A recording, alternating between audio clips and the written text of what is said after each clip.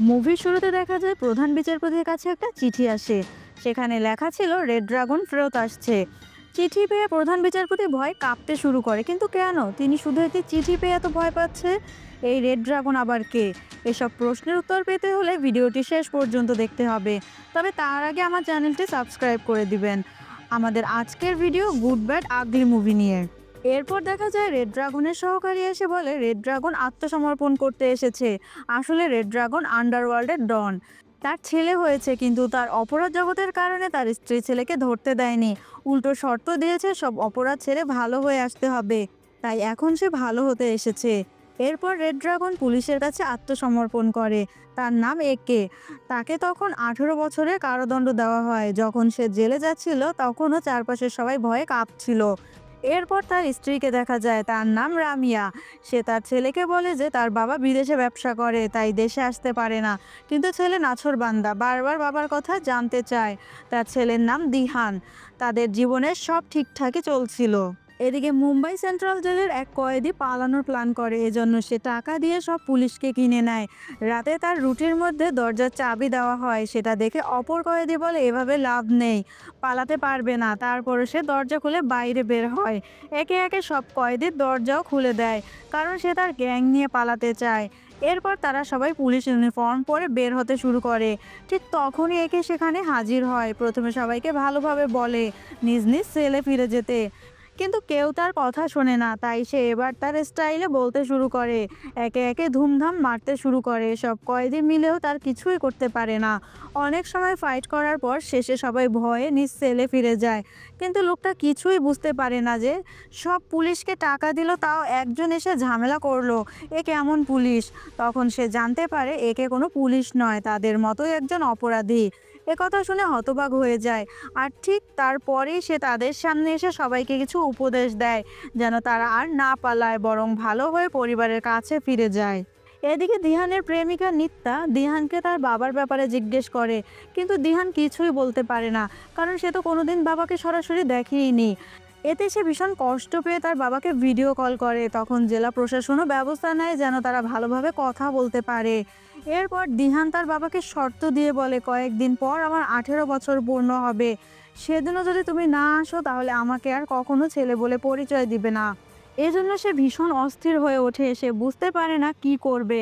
তারপর সবকিছু জেলারকে জানায়। তার মুক্তি পেতে তখনও প্রায় 3 মাস বাকি ছিল, কিন্তু জেলার তার মুক্তির ব্যবস্থা করে ফেলে। অবশেষে সে জেল থেকে ছাড়া পায়, কিন্তু এই খবর গ্যাংস্টার জগতে ছড়িয়ে পড়তে বেশি সময় লাগে না। সবাই ভাবে হয়তো সে আবার পুরানো সন্ত্রাসী জগতে ফিরে যাবে, কিন্তু সে কখনো আগের জগতে ফিরতে চায় না। সব ছেড়ে নিজের পরিবার নিয়ে থাকতে চায়। জেল থেকে ছাড়া পেতেই রামিয়া তাকে দেখতে আসে। প্রায় 18 বছর তারা একে অপরের থেকে আলাদা ছিল। রামিয়া তাকে দেখে ভীষণ আবেগপ্রবণ হয়ে ওঠে। আসলে রামিয়ার কথাতেই সে আত্মসমর্পণ করেছিল। যেদিন দিহান জন্ম নেয় সেদিন সে ছেলেকে দেখতে গিয়েছিল, কিন্তু রামিয়া তাকে ছুঁতে দেয়নি। সে বলেছিল তুমি ভালো হলে সেদিনই ছেলেকে বাবার পরিচয় দিও। আর সেই কারণেই সে জেলে যায়। রামিয়া তার ছেলেকে নিয়ে স্পেনে থাকে, আর সে এতদিন ছিল ভারতের জেলে। পরের দিন তারা স্পেনের উদ্দেশ্যে রওনা হয়, কিন্তু এর মধ্যেই বড় বাধা এসে দাঁড়ায় আগের শত্রুরা। পথে তারা হামলার শিকার হয়। এতে রামিয়া ভীষণ রেগে যায়। সে বলে তোমাকে দিহানের কাছ থেকে এতদিন দূরে রেখেছিলাম যেন এরকম ঘটনা আর না ঘটে, কিন্তু আবারও সেটা শুরু হতে যাচ্ছে। তাই তুমি আগে সব কিছু শেষ করো, তারপর আমাদের কাছে আসো। যদি অতীত ঠিক করতে না পারো তাহলে আমাদের কাছে আসারও দরকার নেই। এরপর সে নিজের আস্তানায় গিয়ে সব অস্ত্র ধ্বংস করে দেয়, সেই সাথে নিজের অতীতের সব স্মৃতি পুড়িয়ে দেয়। এরপর সে গুন্ডাদের লিডারের আস্তানায় যায়। সেখানে গিয়ে তাদের বলে আমি আর কখনো এই পথে ফিরবো না। তোমরা আমাকে ছেড়ে দাও, আর কেউ আমার পিছু নেবে না। তাও যদি আমাকে বা আমার পরিবারকে বিরক্ত করো তবে তোমাদের মৃত্যু নিশ্চিত। এই কথা বলে সে সেখান থেকে চলে আসতে শুরু করে। ঠিক তখনই একের ফোনে কল আসে। ওপাশ থেকে রামিয়া জানায় কেউ তাদের ছেলেকে তুলে নিয়ে গেছে। তুমি জেল থেকে ছাড়া পাওয়ার সঙ্গে সঙ্গে এটা ঘটছে, মানে কেউ তোমাকে আটকানোর জন্যই এটা করছে।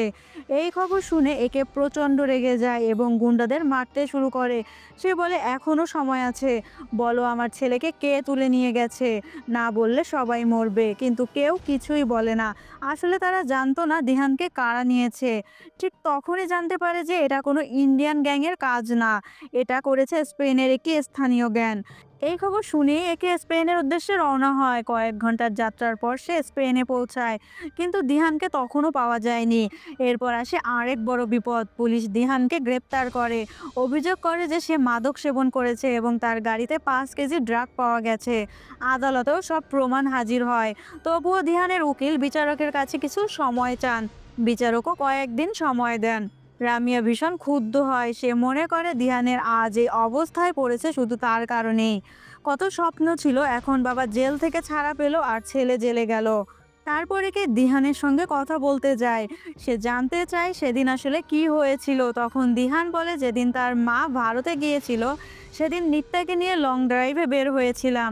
আমাদের গাড়ি যখন নির্জন জায়গা দিয়ে যাচ্ছিল তখন হঠাৎ একদল বাইকার আমাদের আক্রমণ করে। তারা নিত্যাকে মাথায় গুলি করে সেখানেই মেরে ফেলে এবং আমাকে অচেতন করে দেয়। পরে যখন চেতনা ফিরে পাই তখন দেখি পুলিশ আমাকে ধরে ফেলেছে। এরপর কি হয়েছে আমি কিছুই জানি না। দিহান আরও বলে এর আগেও একদিন আমরা একটা রেস্টুরেন্টে বসেছিলাম। ওই লোকগুলো সেখানে এসে আমাদের উত্ত্যক্ত করছিল। তখন রেস্টুরেন্টের মালিক তাদের বের করে দেয়। এরপর একে সেই রেস্টুরেন্টের মালিকের সঙ্গে দেখা করতে যায়। প্রথমে মালিক কিছুই বলতে চায় না, পরে তাকে ভালোভাবে বোঝালে সে মুখ খোলে। সে বলে তারা ম্যাথিউস গ্যাংয়ের লোক। তাদের ভয়ে দোকানদারকে সিসিটিভি ফুটেজও মুছে ফেলতে হয়েছিল। এরপর তারা সরাসরি তাদের আস্তানায় চলে যায়। প্রথমে না বললেও তাদের ভালো মতো ধোলাই করার পর মুখ খোলে। তখন বেরিয়ে আসে ডার্ক হোলস গ্যাংয়ের নাম। খুব ভয়ঙ্কর একটা গ্যাং। স্পেনের সবচেয়ে বড় অপরাধের কেন্দ্র এরা। তাদের একটি গোপন ব্যাংকও আছে। সারা স্পেনের কালো টাকা এই ব্যাংকে জমা থাকে, আর এটাকে সামলানোর দায়িত্ব দুজনের হাতে। বাবেলের ডান হাত বিগ ড্যাডি আর হোলসেলের লিডার জনির। তাদের সাথে আছে অন্য একজন যার নাম জাকাবা। এই ব্যাংক এতই সুরক্ষিত যে অ্যাকাউন্ট হোল্ডার ছাড়া অন্য কেউ ভেতরে ঢুকতে পারে না। এরপর একে ম্যাথিউসকে নিয়ে সেই ব্যাংকে যায়। সেখানে জাকাবার কাছে তার ছেলের ব্যাপারে জানতে চায়। রিকোয়েস্ট করে বলে যত টাকা লাগবে আমি দিব, শুধু আমার ছেলেকে ছেড়ে দেন। কিন্তু জাকাবা কিছুই বলতে পারে না। এরপর সে জনিকে ফোন করে জিজ্ঞেস করে। এরপর জনি একের একটা ছবি নিয়ে তাদের গ্রুপে শেয়ার করে পরিচয় জিজ্ঞেস করে। এটা দেখে গ্যাংস্টার গ্রুপের সবাই ভয়ে লিভ নিয়ে নেয়। এটা দেখে জনি বুঝতে পারে সে ভয়ঙ্কর কেউ, তাই কথা ঘোরানোর চেষ্টা করে। যে ভুলে তারা দিহানকে ফাঁসিয়েছে তারা অন্য কাউকে ফাঁসাতে চাইছিল না। তখন একে জনিকে অনেকগুলো ছবি দেখায়। প্রতিটি ছবির ব্যাকগ্রাউন্ডে জনি আছে। এটা কি কাকতালীয় হতে পারে? এরপর জনি জাকাবকে বলে একে মেরে ফেলতে, কিন্তু তারা জানতোই না একে কত বড় গ্যাংস্টার। তখন শুরু হয় তুমুল সংঘর্ষ। একে একাই সবাইকে গুলি করে মারতে থাকে। সে এমন তাণ্ডব শুরু করে সব চুরমার করতে থাকে। সবাইকে মেরে জাকাবকে ঝুলিয়ে রাখে আর জনিকে ভিডিও কল দিয়ে তার ব্যাংকের ভয়াবহ অবস্থা দেখায়।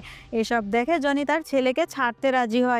ঠিক তখনই একের ফোনে কল আসে তার স্ত্রীর কাছ থেকে। তার স্ত্রী তাকে বলে তাদের ছেলে কাল ছাড়া পাবে, একটু আগে উকিল আমাকে জানিয়েছে। কিন্তু আসলে এটা জনির ফাঁদ ছিল। জনি AI ব্যবহার করে রামিয়ার কণ্ঠ নকল করে এসব কথা বলিয়েছিল। এটা একে বুঝে যায়। এরপর সে জনিকে বলে তুই যা করলি তার জন্য তোর ব্যাংককে আমি ধুলোয় মিশিয়ে দেব। আমি জানি তুই একা না। তখন জানা যায় জনির এক যমজ ভাই আছে, তার নাম জেমি। আসলে দুই ভাই মিলে পুরো খেলাটা করছে। এরপর একে তাদের একটি পথ বেছে নিতে বলে, হয় ব্যাংক থাকবে নয়তো জাকাবা।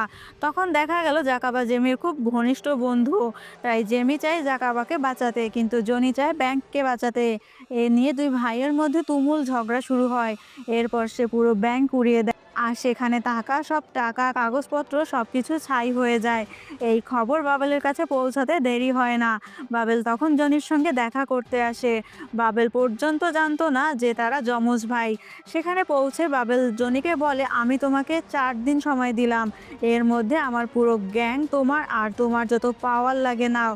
আজ থেকে আমার সব শক্তি তোমার। এই 3 দিনের মধ্যেই কাজ শেষ করতে হবে, না হলে পরের দিনে আমি তোমাকে মেরে ফেলবো। এটাই তোমার শেষ সুযোগ। হয় তুমি তাকে মারবে, না হয় তুমি মরবে। অন্য কোনো উপায় না দেখে জনি বাবেলের প্রস্তাবে রাজি হয়। তখন জানা যায় আসলে তাদের আসল সমস্যা একের সঙ্গে ছিল না। সমস্যার মূল কারণ ছিল রামিয়া। কারণ তার জন্যই জেমিকে জেলে যেতে হয়েছিল। রামিয়া ছিল ভারতের স্পেন নিযুক্ত অ্যাম্বাসেডর। একদিন জেমিকে স্প্যানিশ পুলিশ মাদক মামলায় গ্রেপ্তার করে। তখন রামিয়াকে ডাকা হয়। রামিয়া এসে কৌশলে জেমির কাছ থেকে সব সত্য বের করে পুলিশকে জানিয়ে দেয়। তাই জেমির জেল হয়ে যায়। আর ঠিক এ কারণেই প্রতিশোধ নিতে তারা রামিয়া ছেলেকে মিথ্যা মামলায় ফাঁসিয়ে দেয়। এরপর জনিকে দেখা যায় ভারতের 2 গ্যাং লিডারের সাথে ভিডিও কলে কথা বলতে। সে তাদের কাছ থেকে একের ব্যাপারে জানতে চায়। তখন তারা বলে সে খুব ছোট বয়সে আমার গ্যাংয়ে যোগ দিয়েছিল। তার সাহস দেখে আমি তাকে দলে নিয়েছিলাম, কিন্তু ওইটাই আমার সবচেয়ে বড় ভুল ছিল। কয়েকদিন পর কোরিয়ার এক গ্যাং লিডার ভারতে আসে। তার নামে সারা ভারতে পুরস্কার ঘোষণা করা হয়। প্রায় সব গ্যাং তাকে মারতে চায়, কিন্তু একে সেই কোরিয়ান লিডারের পাশে দাঁড়ায়। নিজের জীবন ঝুঁকিতে ফেলে তাকে নিরাপদে কোরিয়া পৌঁছে দেয়। সেদিন থেকে আর পেছনে ফিরে তাকায়নি। পুরো ভারত তখন তার হাতের মুঠোয় ছিল। তবে এসব শুনে জনি রেগে গিয়ে বলে, এটা ভারত না, এটা স্পেন।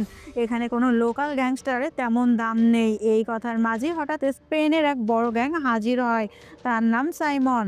আসলে জনি তাকে টাকা দিয়ে একে একে খুন করানোর জন্য ভাড়া করেছিল। কিন্তু সাইমন এসে জনিকে চমকে দিয়ে বলে, আমি এই কাজ করতে পারবো না। তুমি জানো কাকে মারার জন্য টাকা দিয়েছো? সে কোনো লোকাল গ্যাংস্টার নয়, সে আন্তর্জাতিক পর্যায়ের খেলোয়াড়।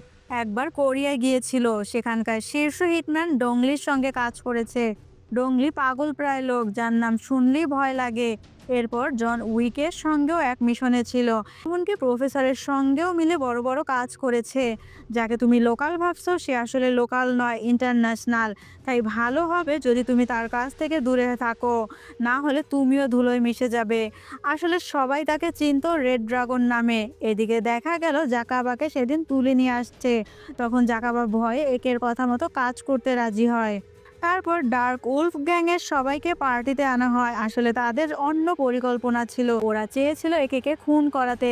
কিন্তু তার একটা সিগনেচার স্টাইল আছে, ফটোশুট, মানে যাদের মারে তাদের ছবি তোলে, আর ছবি তুলতে তুলতে গুলি চালাতো। সেখানে সবাইকে ছবি তোলার জন্য বসিয়ে একে মেশিন গান দিয়ে এক পলকে সবাইকে শেষ করে দেয়। এই সময় জনি নতুন আর একটা ফাঁদ পাতে এবং তাকে ফোন করে বলে, তোমার সামনে দুটো অপশন আছে।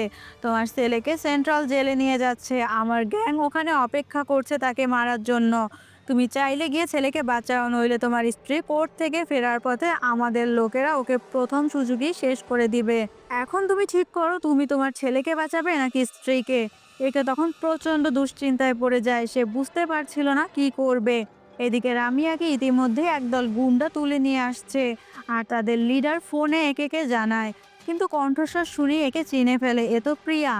একসময় তারা একসঙ্গে কাজ করতো, এমনকি তাদের দুজনের মধ্যে স্পেশাল সম্পর্কও ছিল। তখন প্রিয়া বলে, তুমি তোমার স্ত্রীর চিন্তা করা লাগবে না, বরং ছেলেকে বাঁচাও। এদিকে দিহানকে ট্রান্সফার করা হচ্ছিল। সেই সময় হঠাৎ পুলিশের গাড়িতে আক্রমণ হয় এবং জনির লোকেরা সেখানে এসে সবাইকে মারধর শুরু করে। ঠিক তখনই একে সেখানে এন্ট্রি নেয়। এত লোক থাকলেও একের কাছে তারা কিছুই না। দারুণ ফাইটিং শুরু হয়। অনেক সময় ফাইট করার পর একে তার ছেলেকে বাঁচিয়ে নেয়, তবে কোনোভাবে জনি তার হাত থেকে পালিয়ে যায়। এদিকে খবর আসে আজ জনি আর জেমি একসঙ্গে থাকবে। যদি আজ ধরা না যায় তাহলে ভবিষ্যতে হয়তো আর সুযোগ পাওয়া যাবে না। বাবেলের এলাকায় তখন পার্টি হচ্ছিল। জনি বাইরে পার্টি করছিল আর জেমি ভেতরে তার প্রেমিকার সঙ্গে সময় কাটাচ্ছিল। তখন এমন এক দৃশ্য দেখা যায় যা পুরোপুরি আনএক্সপেক্টেড।